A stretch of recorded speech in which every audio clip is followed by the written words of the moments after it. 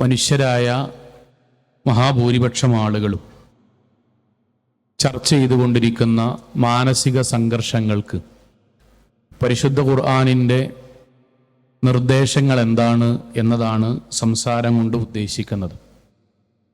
10ാം ക്ലാസ്സിൽ പഠിക്കുന്ന ഒരു പെൺകുട്ടി വീട്ടിൽ വെച്ച് ആത്മഹത്യക്ക് ശ്രമിച്ചു.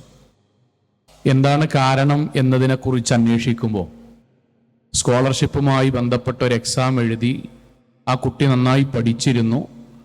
പക്ഷേ പരീക്ഷാഫലം അനുകൂലമല്ലാത്തതുകൊണ്ട് 2 ദിവസം സ്കൂളിലേക്ക് പിന്നീട് പോയില്ല. 3ാമത്തെ ദിവസം വീട്ടിൽ വെച്ച് ആത്മഹത്യക്ക് ശ്രമിച്ചു. ടെൻഷനാണ്, മാനസികമായ പ്രയാസമാണതിന് കാരണമെന്നാണ് 10ാം ക്ലാസ്സിൽ പഠിക്കുന്ന ഒരു പെൺകുട്ടി ജീവിതം അവസാനിപ്പിക്കാനുള്ള ശ്രമത്തിന് വേണ്ടി പറഞ്ഞ കാരണം. 19 വയസ്സിന് മുകളിലുള്ള ഒരു പ്രിയപ്പെട്ട ഉമ്മ ഏതാനും മാസങ്ങൾക്ക് മുമ്പ് ഒരു ഇസ്ലാമികമായ കൗൺസിലിംഗ് നടത്തുന്ന ആരെയെങ്കിലും പരിചയപ്പെടുത്തി തരുമോ എന്ന് ചോദിച്ചു വിളിച്ചിരുന്നു.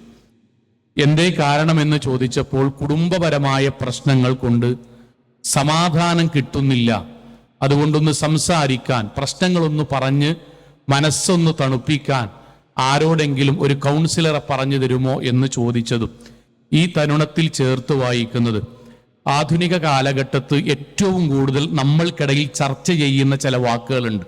അതിൽ പെട്ടതാണ് ടെൻഷൻ, ഡിപ്രഷൻ, മനസ്സമാധാനമില്ലായ്മ, മാനസികമായ സമ്മർദ്ദം. ആളുകൾ ചിലർ ഗുളികകൾ കുടിക്കുന്നു, ചിലർ മൈൻഡ് ട്യൂണിംഗ് പ്രോഗ്രാമുകൾക്ക് പോകുന്നു, മറ്റു ചില ആളുകൾ കൗൺസിലിംഗ് കേന്ദ്രങ്ങളിലേക്ക് പോകുന്നു, ചികിത്സയ്ക്ക് വേണ്ടി മറ്റു ചില ആളുകൾ പോകുന്നു. ഇതെല്ലാം അവരവരുടെ മാനസികമായ സുഖങ്ങൾക്ക് കണ്ടെത്തുന്ന വഴികളാണ്. പരിശുദ്ധ ഖുർആനെ കുറിച്ച് നമ്മൾ ഇവിടെ ചർച്ച ചെയ്യുമ്പോൾ ഹുദൽ ലിന്നാസ് വ ബയ്യിനാത്തിൻ മിനൽ ഹുദാ വൽ ഫുർഖാൻ, ഖുർആൻ നമ്മൾക്ക് മാർഗദർശകമാണ് എന്ന് മാത്രമല്ല നമ്മുടെ ജീവിതത്തിന്റെ എല്ലാ മേഖലയിലും വഴികാട്ടിയാണ്. എങ്കിൽ മാനസികമായ പ്രയാസം അനുഭവിക്കുന്ന ആളുകൾക്കും ഖുർആൻ മനസ്സമാധാനവും സന്തോഷവും നൽകുന്ന ഗ്രന്ഥമാകണം. കാരണം ഖുർആനിനെ കുറിച്ച് അല്ലാഹു സുബ്ഹാനഹു വ തആല പറഞ്ഞ വാക്ക് ഫമൻ തബിഅ ഹുദായ, ഈ ഖുർആൻ അനുസരിച്ച് ഒരാൾ ജീവിക്കാൻ ശ്രമിച്ചാൽ ഫലാ ഖൗഫുൻ അലൈഹിം വലാ ഹും യഹ്സനൂൻ, അവർക്ക് ജീവിതത്തിൽ ഏത് പ്രതിസന്ധി ഘട്ടത്തിലും സന്തോഷത്തോടെ സമാധാനത്തോടെ അവരുടെ ബാക്കിയുള്ള ആളുകൾ ജീവിതം അവസാനിപ്പിക്കുന്നതിൽ നിന്ന് മറ്റുള്ളവർ ശ്രമിക്കുമ്പോൾ ജീവിതം അവസാനിപ്പിക്കാതെ നിർഭയത്വമുള്ളവരായി ജീവിക്കാൻ അവർക്ക് കഴിയുമെന്നാണ്. പ്രധാനമായും 3 നിർദ്ദേശമാണ് ഖുർആൻ നൽകുന്നത്. വളരെ ചുരുങ്ങിയ സമയം കൊണ്ട് പറയുന്നു.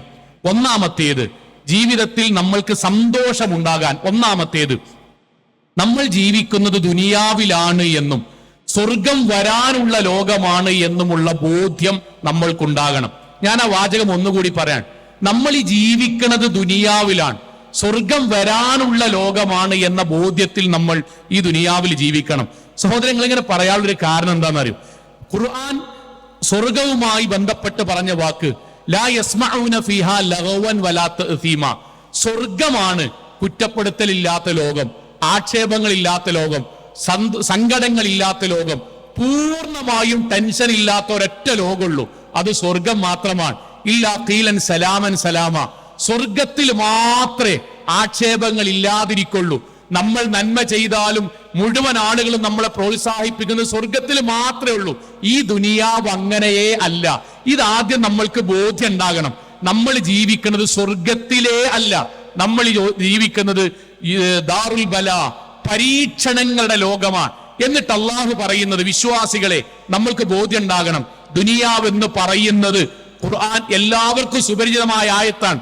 വലനബുലുവന്നക്കും, അറബി അറിയുന്ന ആളുകൾക്കറിയാം.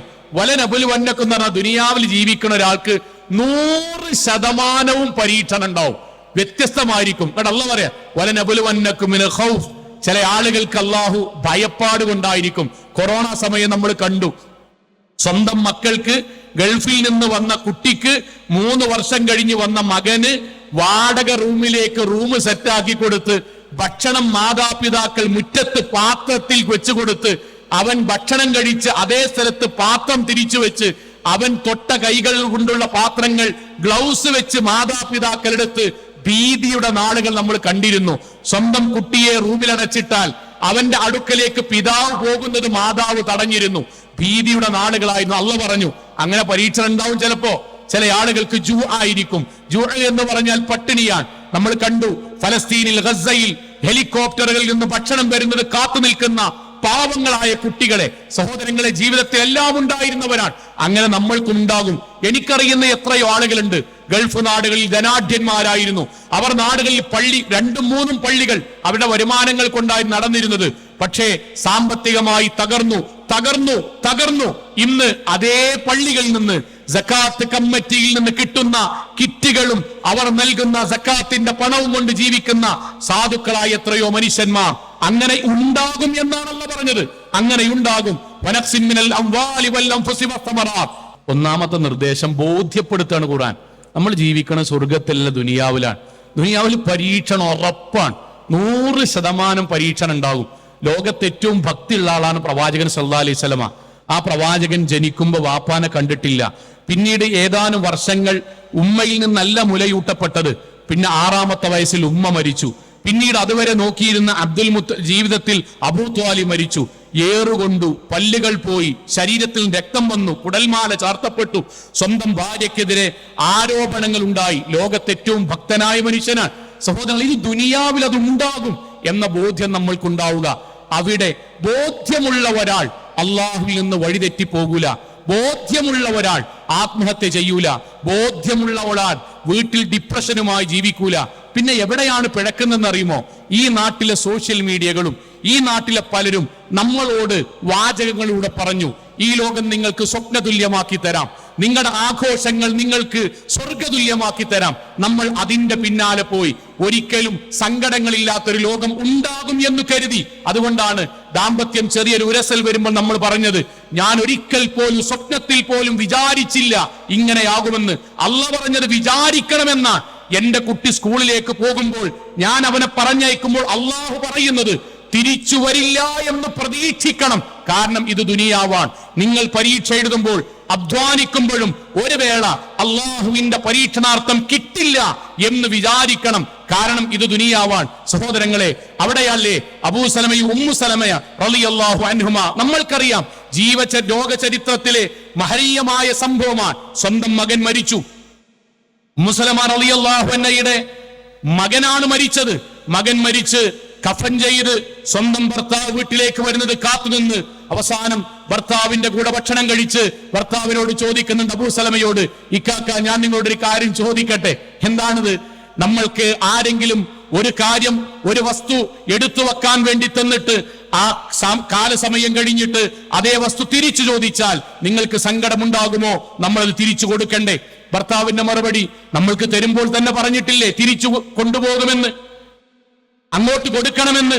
പിന്നെ എന്തിനാണ് നമ്മൾക്ക് സങ്കടം? എങ്കിൽ നമ്മൾക്ക് നമ്മുടെ പ്രിയപ്പെട്ട മകനെ തന്ന അല്ലാഹു ഇതാ നമ്മുടെ മകനെ തിരിച്ചു ചോദിച്ചിട്ടുണ്ട്, അവൻ മരണപ്പെട്ടിട്ടുണ്ട്. ഇതൊരു കഥയല്ലല്ലോ സഹോദരങ്ങളെ, ഇത് ഏതെങ്കിലും ഒരു സീരിയൽ രംഗമല്ലല്ലോ. ജീവിതത്തിൽ മാതൃകയായി കാണിച്ചു തന്ന സഹാബി വര്യന്മാർ ഉണ്ടായതിന്റെ കാരണം ഇത് ദുനിയാവാൻ. ഈ ദുനിയാവിൽ പരീക്ഷണങ്ങൾ ഉണ്ടാകും എന്ന ബോധ്യമാണ്. അത് അവിടെയാണ് ഉർവത്ത് ഇബ്നു സുബൈർ റളിയല്ലാഹു അൻഹുവിന്റെ ചരിത്രം നമ്മൾക്കറിയാം. കാല് മുറിച്ചു. 5 മക്കളിൽ, ചില റിപ്പോർട്ടുകൾ 7 മക്കളിൽ ഒരു കുട്ടി അന്ന് ഒട്ടകപ്പുറത്ത് താഴെ വീണ് മരിച്ചു. ഒരു മനുഷ്യന്റെ ജീവിതത്തിൽ സ്വന്തം ശരീരത്തിന്റെ ഒരു അവയവം കട്ട് ചെയ്തു മാറ്റുക, ആ ദുഃഖത്തിൽ നിൽക്കുമ്പോൾ തന്നെ തന്റെ മക്കളിൽ ഒരാൾ മരണപ്പെട്ടു പോകുക. ഉർവത്ത് ഇബ്നു സുബൈർ 2 സമയത്തും അള്ളാഹുവിനെ സ്തുതിച്ചുകൊണ്ട് പറഞ്ഞത്, അള്ളാഹുവേ, എന്റെ ശരീരത്തിൽ ഒരുപാട് അവയവങ്ങൾ ഉണ്ടായിരുന്നു, ഒരു കയ്യെ നീ കൊണ്ടുപോയിട്ടുള്ളൂ, നാഥാ നിനക്കാണ് സർവസ്തുതിയും. അള്ളാഹുവേ, എന്റെ മക്കളെ മുഴുവനും നിനക്ക് കൊണ്ടുപോകാമായിരുന്നു, ഒരു കുട്ടിയെ നീ കൊണ്ടുപോയിട്ടുള്ളൂ, നിനക്കാണ് സർവസ്തുതിയും. ഇത് പറയാനുള്ള ഈമാൻ സഹോദരങ്ങളെ ഖുർആനിന്റെ ആശയത്തിലൂടെ ഉണ്ടാകണം.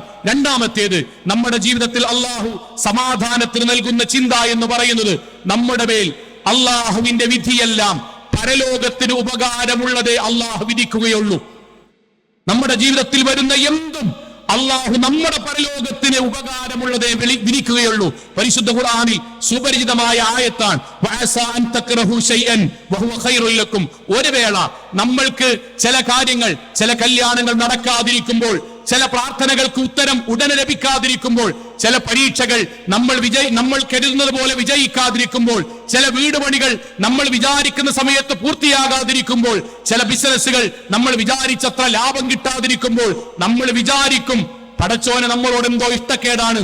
അല്ല, അതിൽ അള്ളാഹു നമ്മുടെ ഒരു പരലോകത്തിന്റെ വിജയം കണ്ടിട്ടുണ്ടാകും. നിങ്ങൾ കേട്ടിട്ടില്ലേ, ഇസ്ലാമിക ചരിത്രത്തിലെ മരുഭൂമിയിലെ മാടപ്രാവ് എന്നറിയപ്പെടുന്ന ഒരു സഹാബി വര്യനുണ്ടായിരുന്നു. അദ്ദേഹം പ്രവാചകന്റെ കൂടെ സദാസമയവും ഇസ്ലാമികമായ ദഅ്വാ പ്രവർത്തനങ്ങളിൽ, പള്ളികളിൽ, ആരാധനാ കർമ്മങ്ങളിൽ പ്രവാചകന്റെ കൂടെ വലങ്കയ്യായിട്ടുണ്ടായിരുന്നു. പക്ഷെ പട്ടിണിയായിരുന്നു. അദ്ദേഹം പ്രവാചകനോട് ചോദിച്ചു, പ്രവാചകരെ, എനിക്ക് വേണ്ടി താങ്കൾ അല്ലാഹുവിനോട് പ്രാർത്ഥിക്കണം. പ്രവാചകൻ ചോദിച്ചു, എന്താ പ്രാർത്ഥിക്കണ്ടേ? എനിക്ക് സമ്പത്തുണ്ടാകാൻ. ഇസ്ലാമികമായ ഹലാലായ പ്രാർത്ഥനയാണ്, ന്യായമായ പ്രാർത്ഥനയാണ്. പക്ഷെ അദ്ദേഹത്തിന്റെ സ്വഭാവം അറിയുന്ന പ്രവാചകൻ ചോദിച്ചു, ഞാൻ അതുതന്നെ നിനക്ക് വേണ്ടി പ്രാർത്ഥിക്കണമോ?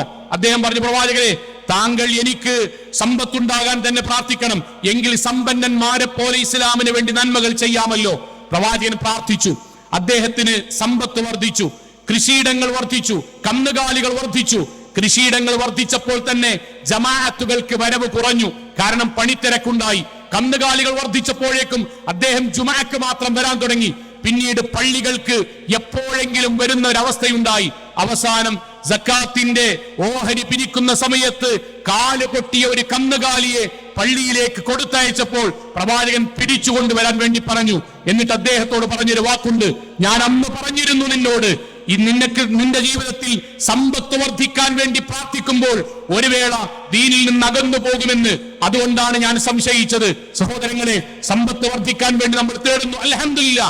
പക്ഷേ നമ്മൾ എത്ര അധ്വാനിച്ചാലും ഒരു വേള നമ്മൾക്ക് അല്ലാഹു ഈ ദുനിയാവിൽ പലരുടെയും അത്ര സമ്പത്ത് തരാത്തതിന്റെ കാരണം നാളെ സ്വർഗത്തിലേക്ക് എത്തുന്ന ഇതുപോലെ ഖുർആൻ സമ്മേളനത്തിൽ വന്നിരിക്കാൻ ഒരു വേള നമ്മുടെ ദാരിദ്ര്യമോ, നമ്മുടെ പരവശതയോ, നമ്മുടെ വീട്ടിലെ കഷ്ടപ്പാടുകളോ, നമ്മുടെ ജീവിതത്തിന്റെ ദൗർബല്യമോ ആണ് കാരണമെങ്കിൽ നമ്മൾക്ക് സമ്പത്ത് വർദ്ധിച്ചാൽ ഒരു വേള നമ്മുടെ നിലവിലുള്ള സാഹചര്യങ്ങൾ നമ്മൾ വിചാരിക്കുന്നത് പോലെയായാൽ പിന്നെ പള്ളികളായിരിക്കും കുറയുക, നമ്മുടെ ദാനധർമ്മങ്ങൾ കുറയും, ഒരു വേള നമ്മൾ ദീനുമായി ബന്ധപ്പെട്ട കാര്യങ്ങൾ കുറയും, ഖുർആൻ പഠനം പോലും കുറയും. നിങ്ങൾ കണ്ടിട്ടില്ലേ നമ്മുടെ നാട്ടിൽ എത്രയോ മനുഷ്യർ, അവർ ക്ലാസുകളിൽ പങ്കെടുത്തവർ, ജുമാക്ക് നേരത്തെ വന്നവർ, ബിസിനസ്സുകൾ വലുതായി, തിരക്കുകൾ കൂടി, അവസാനം പ്രസ്ഥാനങ്ങളെ ചീത്ത പറയാൻ തുടങ്ങി, പള്ളിയും മദ്രസയും എന്തിനാണ് എന്ന് ചോദിക്കാൻ തുടങ്ങി, എന്താണ് QHLS നടത്തിയിട്ട് കാര്യമെന്ന് ചോദിക്കാൻ തുടങ്ങി, വെളിച്ചം കൊണ്ട് ആർക്കാണ് മാറ്റമുണ്ടായത് എന്ന് ചോദിക്കാൻ തുടങ്ങി.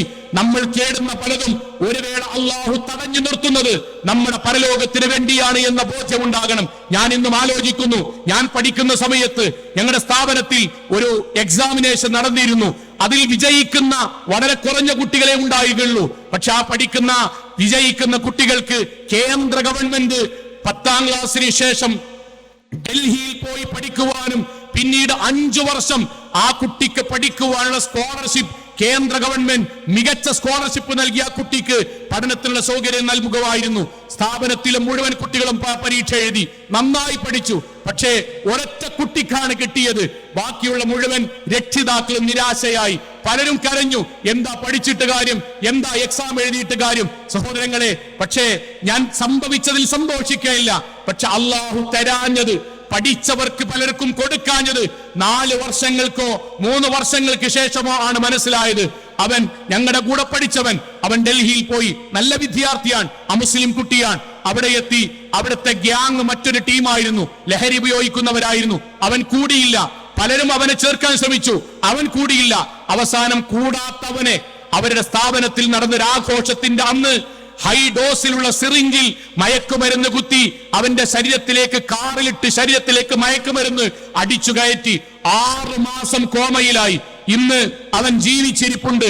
ഞങ്ങളെപ്പോലെ 10-38 വയസ്സുണ്ടാകും. 20കാരന്റെ ബുദ്ധിയെ അവനുള്ളൂ. അന്ന് അവന്റെ ജീവിതത്തിൽ അത് സംഭവിച്ച് 6 മാസത്തെ കോമ കഴിഞ്ഞ് നാട്ടിലേക്ക് കൊണ്ടുവരുമ്പോൾ അന്ന് പരീക്ഷ ചെയ്ത വീട്ടിൽ നിന്ന് ഉമ്മമാർ പറയുന്നത് ഞാൻ ഇന്നും ശ്രമിക്കുന്നു, എന്തുകൊണ്ടാണ് അള്ളാഹു നമ്മുടെ മക്കൾക്ക് അത് കിട്ടാത്തത് എന്ന് ഇന്ന് മനസ്സിലായി എന്ന്. പല കല്യാണങ്ങളും മുടങ്ങുമ്പോ നമ്മൾ പറയില്ലേ, ഇത്ര നിസ്കരിച്ച് നോമ്പോറ്റിട്ട് എന്തേ, പള്ളിക്കൊക്കെ പോയിട്ടെന്തേ?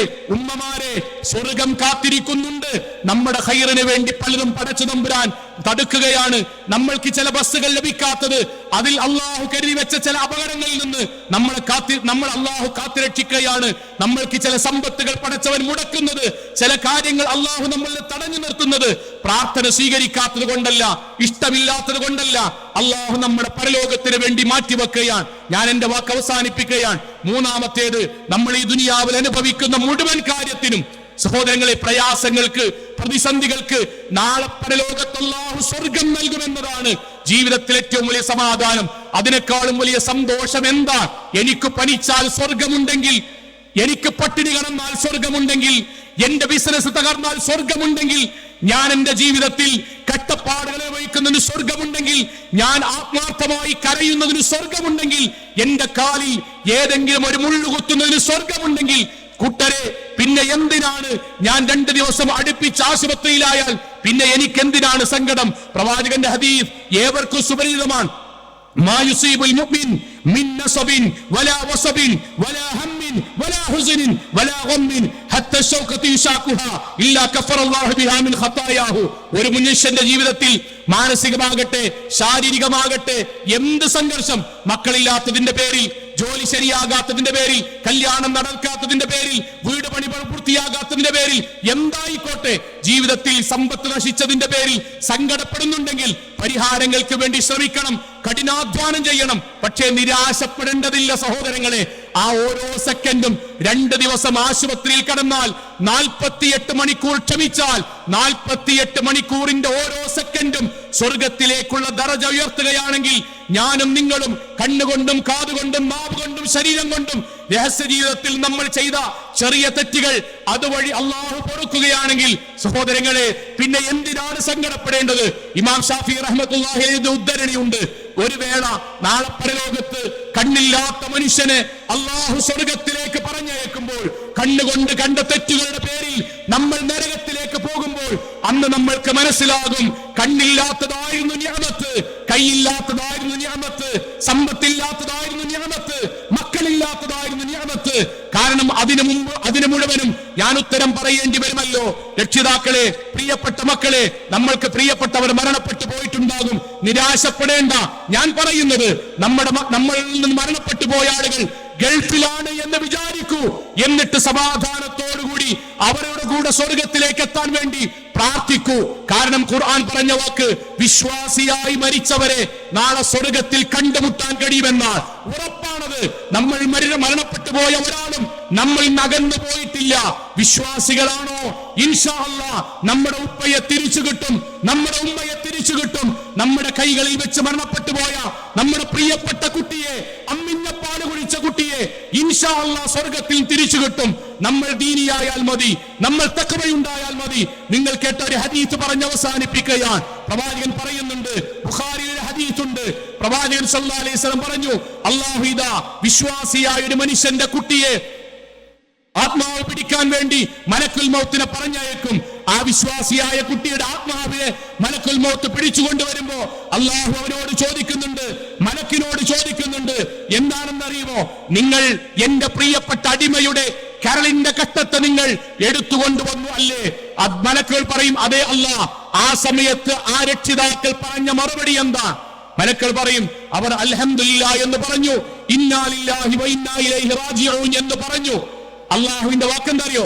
എങ്കിൽ മാതാപിതാക്കൾ ജീവിച്ചിരിക്കെ ഏതെങ്കിലും മാതാപിതാക്കളുടെ മക്കളെ ഞാൻ കൊണ്ടുപോയിട്ട് അവർ ക്ഷമിക്കുകയും അള്ളാഹിനെ കുറ്റപ്പെടുത്താതിരിക്കുകയും ദീനിയായി ജീവിക്കുകയും ചെയ്താൽ ഇബ്നു ലി അബ്ദി ബൈതൻ ഫിൽ ജന്ന, ആ രക്ഷിതാക്കൾക്ക് വേണ്ടി സ്വർഗത്തിൽ ഒരു വീട് നീ തയ്യാറാക്കണം. വസമ്മു, ആ വീട് നീ പേര് നൽകണം, ബൈത്തുൽ ഹംദ് എന്ന് പേര് നൽകണം. നാളെ സ്വർഗത്തിൽ മരിച്ചുപോയ കുട്ടിയെ, മരിച്ചുപോയ വാപ്പയെ, മരിച്ചുപോയ വല്ലിപ്പയെ, നമ്മുടെ സ്നേഹനിധിയായ ഭാര്യയെ, ഭർത്താവിനെ ചേർത്ത് ബൈത്തുൽ ഹംദിൽ ഒരുമിച്ച് കൂടാൻ സൗഭാഗ്യമുണ്ടെങ്കിൽ പ്രിയപ്പെട്ട വിശ്വാസികളെ പിന്നെ എന്തിനാണ് സങ്കടം, പിന്നെ എന്തിനാണ് ദുഃഖം? അതുകൊണ്ട് ഖുർആൻ പഠിതാക്കളായ നമ്മൾ ധീരന്മാരാണ്. നമ്മൾ ആവേശവും ആർജവും ഉണ്ടാകേണ്ടത് ആദർശത്തിലാണ്. അതുകൊണ്ട് ഖുർആൻ അനുസരിച്ച് ധീരമായ ജീവിതം നയിക്കുക. ടെൻഷൻ അടിച്ച്, മരുന്ന് കുടിച്ച്, ഡിപ്രഷൻ അടിച്ച് ആത്മഹത്യയിലേക്ക് പോകുന്ന ആയിരക്കണക്കിന് ആളുകൾക്കിടയിൽ നിന്ന് നമ്മൾ ഉറക്കെ പറയണം, ഫമൻ തബിഅ ഹുദായ, ഞങ്ങൾ ആത്മഹത്യ ചെയ്യില്ല, ഞങ്ങൾ ബാക്കിയുള്ളതിന്റെ പിന്നാലെ പോകില്ല, ഞങ്ങൾ ഹരങ്ങൾ കിട്ടാൻ ഹറാമിലേക്ക് പോകില്ല. കാരണം ഫമൻ തബിഅ ഹുദായ, ഞങ്ങളുടെ കൈകളിൽ ഈ ഖുർആനാണ്, ഞങ്ങളുടെ കൈകളിൽ ഈ ഖുർആനാണ്, ഞങ്ങളുടെ നെഞ്ചകത്ത് ഈ ഖുർആനാണ്. ആ ഖുർആനെ പിൻപറ്റുന്ന ഞങ്ങൾക്ക് ഫലാ ഖൗഫുൻ അലൈഹിം വലാ ഹും യഹ്സനൂൻ, ഈ നാട് ആര് ഭരിക്കുമെന്ന് പറഞ്ഞാലും അവർക്ക് ഞങ്ങൾ നശിപ്പിക്കാമെന്ന് പറഞ്ഞാലും ഒരിഞ്ച് പോലും ഞങ്ങൾ പേടിക്കയില്ല. കാരണം മലിക്കുൽ ജബ്ബാറായ അല്ലാഹുവിന്റെ ആദർശമാണ് ഞങ്ങൾക്ക്. മരിച്ചവർ തിരിച്ചു വരും, ഞങ്ങൾ ചെയ്യുന്ന, ഞങ്ങൾ അധ്വാനിക്കുന്നതിന് പ്രതിഫലമുണ്ടാകും, ഞങ്ങൾ സഹിക്കുന്നതിനും ക്ഷമിക്കുന്നതിനും സ്വർഗ്ഗം അല്ലാഹു കാത്തിരിക്കുന്നുണ്ട്. പിന്നെ ഞങ്ങൾക്ക് ആരെയാണ് പേടി? പിന്നെ എന്തു സങ്കടമാണ്? അങ്ങനെ ജീവിക്കാൻ ഖുർആനിന്റെ ഈ സമ്മേളനം നമ്മൾക്ക് താല്പര്യമുണ്ടാകട്ടെ എന്ന് മാത്രം പറഞ്ഞുകൊണ്ട് വാക്കുകൾ അവസാനിപ്പിക്കുകയാണ്. വാഹുദവാൻ അൽഹംദുലില്ലാഹി റബ്ബിൽ ആലമീൻ. അസ്സലാമു അലൈക്കും വറഹ്മത്തുള്ളാഹി വബറകാതുഹു.